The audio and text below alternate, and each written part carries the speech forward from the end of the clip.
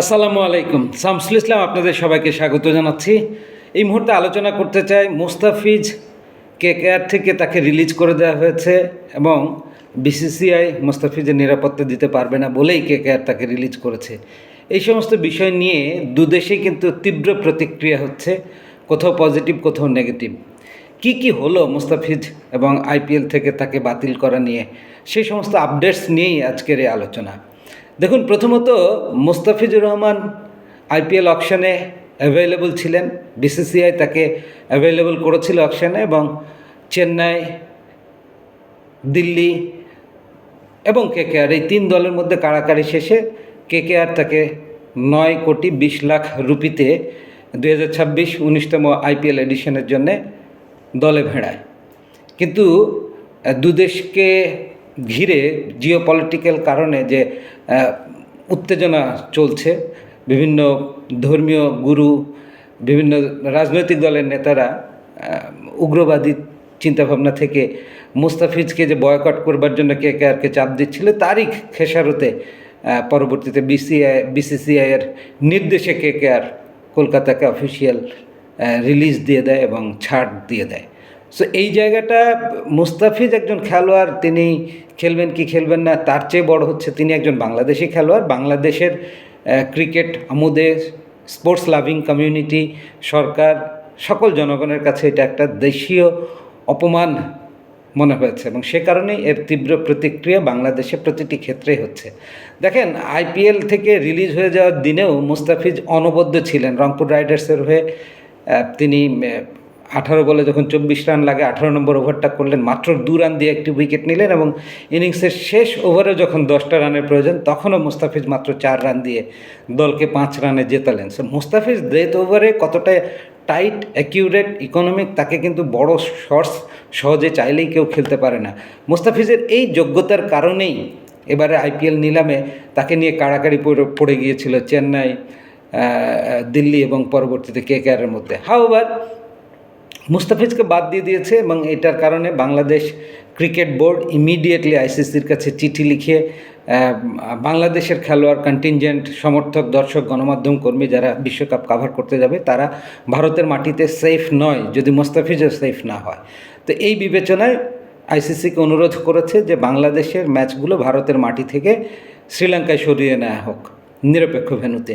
এই আবেদন জানিয়েছে অফিসিয়ালি আইসিসির কাছ থেকে। মোটামুটি একটা গ্রিন সিগন্যাল পাওয়া গেছে, তবে অফিসিয়াল কোনো কনফার্মেশন বা লেটার উত্তর আকারে এখনও পাওয়া যায়নি। আমরা যতদূর জেনেছি আইসিসির প্রেসিডেন্ট জয় শাহ তিনি নিজে বাংলাদেশ কেন্দ্রিক ম্যাচগুলোকে নিয়ে নতুন করে ফিক্সচার করার জন্যে চিন্তাভাবনা করছেন, বসেছেন তার টিম নিয়ে।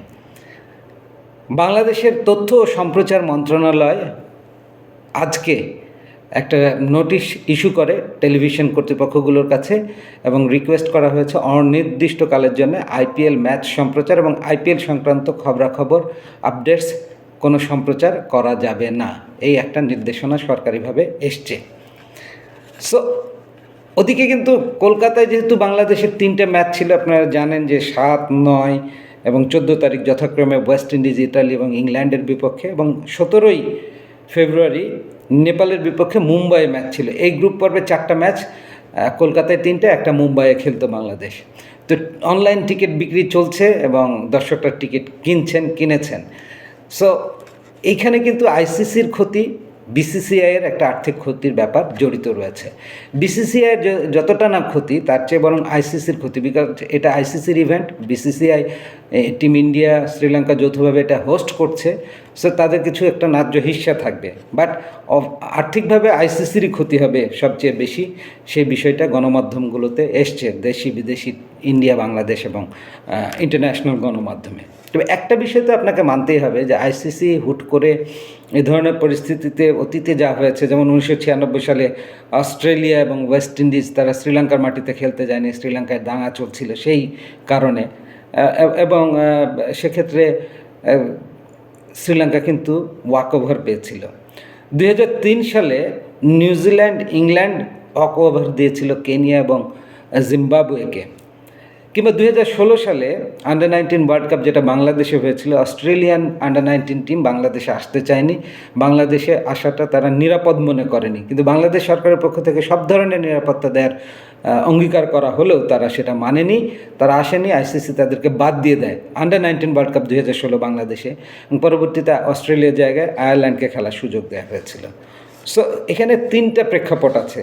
সহজ সমীকরণ হচ্ছে বাংলাদেশের ম্যাচগুলো শ্রীলঙ্কায় সরিয়ে নিয়ে একটা সহজ সমাধান করতে পারে আইসিসি, অথবা আইসিসি যদি হার্ড লাইনে যায় তাহলে কি হবে, পয়েন্ট হারাবে বাংলাদেশ খেলতে যাবে না, পয়েন্ট পাবে না, যেহেতু সবগুলো ম্যাচই বাংলাদেশ ভারতে খেলতে যাবে না, সুতরাং বাংলাদেশের ম্যাচগুলো ওয়াক ওভার হয়ে যাবে, এবং আইসিসি কঠিন সিদ্ধান্ত নিয়ে বাংলাদেশকে বিশ্বকাপ থেকে বাদ দিতে পারে। কিন্তু এই কাজটা বা 2 নম্বর 3 নম্বর কাজটা কোনোটাই আইসিসি বাংলাদেশের বিপক্ষে এই মুহূর্তে করতে পারবে না, বিকজ আইসিসির ক্রিকেট প্লেয়িং নেশনসগুলোর মধ্যে সবচেয়ে বেশি রেভিনিউ জেনারেট করে ইন্ডিয়ান ক্রিকেট বা বিসিসিআই, কেননা তাদের ভক্ত সমর্থকের সংখ্যা অনেক বেশি, ক্রিকেটের বিক্রয় বিপণন প্রচার প্রসার ভারতে সবচেয়ে বেশি, এরপরেই বোধ করি এশিয়াতে বাংলাদেশে ক্রিকেটের বিক্রয় বিপণনের মার্কেটটা অনেক বড়, পাকিস্তান শ্রীলঙ্কার চেয়ে। সো আইসিসি এমন কোনো সিদ্ধান্ত নেবে না বাংলাদেশকে চটিয়ে, যাতে ক্রিকেটের বাজারটা এই অঞ্চলে নষ্ট হয়ে যায়। সব কিছু মিলিয়ে আমার মনে হয় যে একটা জটিল পরিস্থিতি বিরাজ করছে। মুস্তাফিজকে কেকেআর থেকে রিলিজ করে দেওয়ার পর থেকে দুদেশের মধ্যে সরকারি পর্যায়ে টানাপোড়েনটা আরও বাড়ছে, ভক্ত সমর্থকরা বিভিন্নভাবে চিন্তা করছেন, কিন্তু এটা আমার মনে হয় গঠনমূলক চিন্তা করা উচিত। দুই প্রতিবেশী দেশের মধ্যে জিওপলিটিক্যাল ইস্যুস থাকতেই পারে, কিন্তু ক্রিকেট স্পোর্টসকে ঘিরে আমরা একটু শান্তিপূর্ণ চিন্তাই করতে পারি এবং এটা সহজ সমাধান খুঁজতে পারি, এবং দুদেশের কূটনৈতিক সম্পর্ক আলাপ আলোচনার মাধ্যমে সমস্যাগুলো নিরসনের চেষ্টা করে মাঠের ক্রিকেটকে সঠিক সুন্দরভাবে নিরবিচ্ছিন্নভাবে এগিয়ে যাওয়ার সুযোগ করে দিতে পারি। টিম বাংলাদেশ দলের জন্য অবশ্যই শুভাশিস রইল। একজন বাংলাদেশি হিসেবে আমি যেটা চাইবো যে মুস্তাফিজের যদি সিকিউরিটি কনসার্ন থাকে, তাহলে বাংলাদেশকে তো আসন্ন বিশ্বকাপে কলকাতার মাঠেই 3টে ম্যাচ খেলতে হবে, এবং সেক্ষেত্রে বাংলাদেশের ম্যাচগুলো কাভার করতে যাবে সাংবাদিকরা, পুরো টিম ম্যানেজমেন্ট, কোচিং স্টাফ, এবং অনেক দর্শক সমর্থক কিন্তু এই খেলাটা দেখতে যাবেন বাংলাদেশের ম্যাচগুলো। সো সব কিছু মিলিয়ে এটা একটা কঠিন ঝুঁকির মধ্যে পড়ে গেছে পুরো বিষয়টা।